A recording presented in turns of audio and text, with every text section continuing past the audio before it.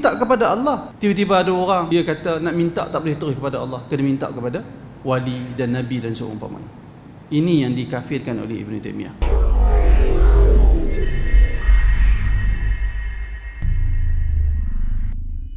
Antara sebab yang mendatangkan keburukan, antara sebab yang selalu mendatangkan keburukan yang banyak, iaitulah menyampaikan berita yang belum pasti benar.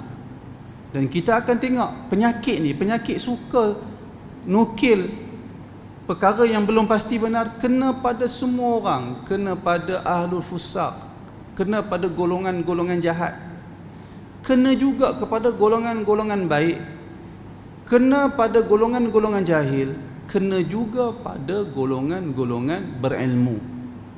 Hatta orang agama. Bila kita sebut orang berilmu, hatta orang agama. Sebahagian besar perbalahan antara orang agama dalam isu agama hari ini adalah isu masalah menukilkan cakap orang yang awal sebelum kenal pasti isu yang sebenar. Antara tokoh yang selalu kena dalam masalah ni, selalu terfitrah dalam masalah ni, iaitulah Syekhul Islam Ibn Taymiyah rahimahullah. Selalu menjadi mangsa. Ada sebahagian tokoh yang hidup selepas zaman dia ataupun sezaman dengan dia, tetapi mereka bersaing. Dia sebut tentang Ibn Taymiyah, lalu orang hari ini menukilkan perkataan dia berpada dengan perkataan dia sahaja. Saya nak mengambil masa kalau sempat di sini. Ibn Taymiyah, contoh tuan-tuan, sampai sekarang Ibn Taymiyah ditohmah mengkafirkan orang yang melakukan tawassul. Sedangkan Ibn Taymiyah tak kata begitu. Berapa ramai ustaz-ustaz di tempat kita ni duk tuduh Ibn Taymiyah ni pelik daripada ulama lain, dia telah mengkafirkan orang yang melakukan tawassul. Sedangkan kesemua para ulama memasukkan tawassul dalam kategori fiqh, tetapi Ibn Taymiyah telah memasukkan tawassul dalam kategori akidah. Lalu Ibn Taymiyah telah mengkafirkan orang-orang yang melakukan tawassul kepada Allah Subhanahu wa taala.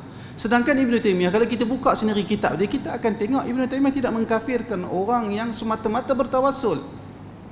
Bahkan Ibn Taymiyah mengiktiraf sebahagian tawassul, boleh bertawassul, sebahagian tawassul. Dan Ibn Taymiyah berpandangan sebahagian tawassul hukumnya haram, tak kafir, haram. Haram tu menunjukkan dia masuk dalam masalah fiqh.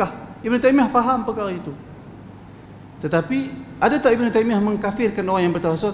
Ada, tetapi tawassul yang dimaksudkan oleh Ibn Taymiyah bukan semua tawassul. Apa dia? Iaitulah orang-orang yang, kalau kita tengok fatwa Ibn Taymiyah, dia kata orang-orang yang berkata kita nak minta, saya sebut secara mafhum saja, kalau seseorang dia berkata kita ini tidak boleh meminta terus kepada Allah, melainkan kita mesti adakan perantara di antara kita dengan Allah. Faham tak? Kita nak minta rezeki pada Allah, nak minta turun hujan, tak boleh, tidak, mesti ada perantara. Kita tak boleh terus, ya Allah turunkan hujan, tak boleh. Tetapi kena Nabi, wahai Rasulullah, minta hujan kepada aku, tolong turunkan hujan. Itu maksud dia. Wahai Rasulullah, tolong turunkan hujan. Dia kata mesti ada perantara. Kata Ibn Taymiyah, orang yang kata begitu dia kafir. Tuan-tuan, kalau gambaran yang dimaksudkan oleh Ibn Taymiyah itu gambaran fiqh ke gambaran akidah? Tak ada di kalangan orang Islam yang kata gambaran itu gambaran fiqh. Isu itu isu fiqh, tak ada. Semua orang Islam setuju isu itu adalah isu akidah. Kalau isu itu bukan isu akidah, tak bermanfaatlah ayat Al-Quran dalam surah Al-Fatihah, iyyaka na'budu wa iyyaka nasta'in. Hanya kepada Engkau kami sembah wahai Tuhan, wahai Allah, dan hanya kepada Engkau kami minta pertolongan. Minta kepada Allah. Tiba-tiba ada orang dia kata nak minta tak boleh terus kepada Allah, kena minta kepada wali dan nabi dan seumpamanya. Ini yang dikafirkan oleh Ibn Taymiyah.